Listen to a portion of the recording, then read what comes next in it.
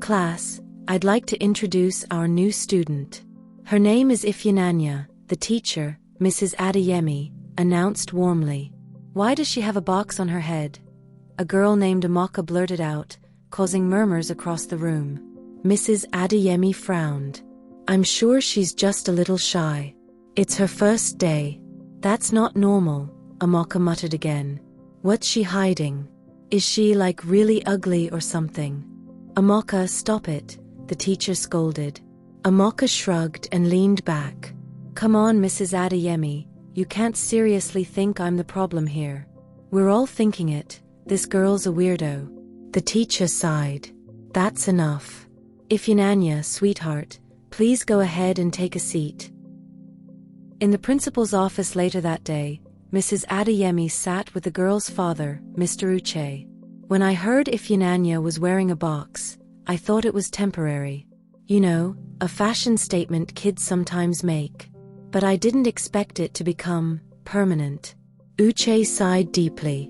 She used to wear just a face mask at home. The box is new. Her therapist thought introducing her to school might help her socialize. Mrs. Adeyemi folded her arms. I understand the intention, but today was chaos. I couldn't complete half my lessons because of the distraction. Uche nodded. Ma, I've tried homeschooling her, but her therapist insists she needs to be around other kids. If you don't mind me asking, Mrs. Adeyemi said cautiously, what caused all this face covering? Uche's face grew heavy with sadness. It happened a few years ago. Ifunanya was such a lively, confident girl. She once met a boy named Chijioke. From that day, she couldn't stop talking about him. Puppy love, you know? I thought nothing of it. But one day, she decided to tell him she liked him. In front of his friends. Hi, Chijioke. I like you, she had said shyly, her voice trembling. Laughter exploded from the group of boys. You? You're ugly. Chijioke sneered. The words shattered Ifunanya.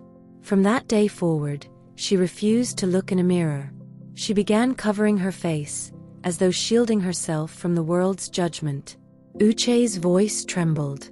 It breaks my heart. She believed him. She believed she was ugly. Mrs. Adeyemi shook her head sympathetically. That's tragic. I'm so sorry Ifunanya went through that. At home that night, Ifunanya sat at her desk, recording on her blog. Hey butterflies, she whispered softly into the mic, today was tough. Kids laughed at my box, the one I wear because I'm scared to show my face.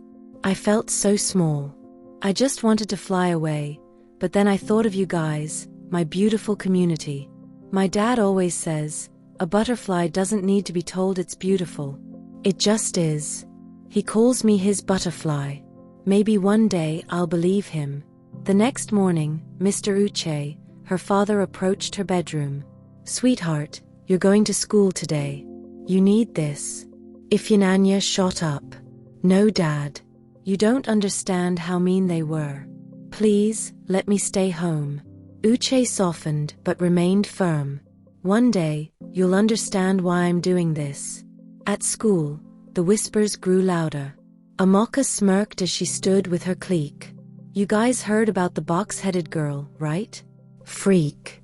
What's she hiding? During lunch, a boy named Toby blocked Ifunanya's path.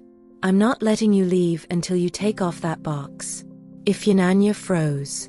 I'll pour this water on you if you don't, he threatened, counting down. 3, 2.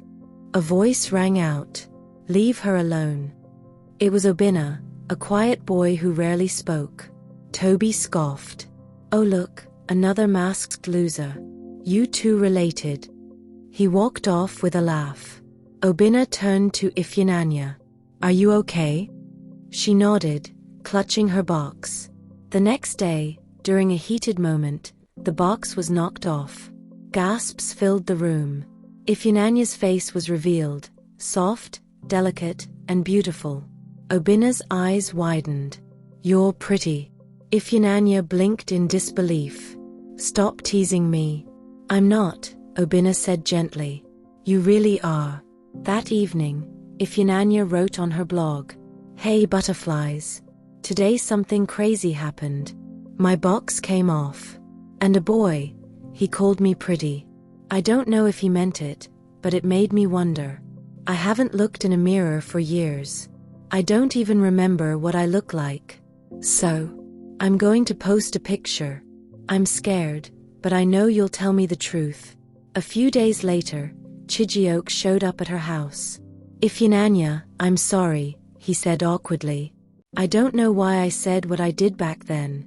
I guess it wasn't cool to like a girl. But the truth is, I think you're the most beautiful girl I've ever seen. I hope you can forgive me. He handed her a small box. I got you something. Ifunanya didn't know what to say. At school the next week, Amaka whispered to her friends. I still don't get why people care so much about her. She looked better with the box on. Obina ignored her and sat near Ifunanya. Is it okay if I sit here? She nodded, a small smile breaking through. And for the first time in years, Ifunanya allowed herself to believe, maybe, just maybe, she really was beautiful.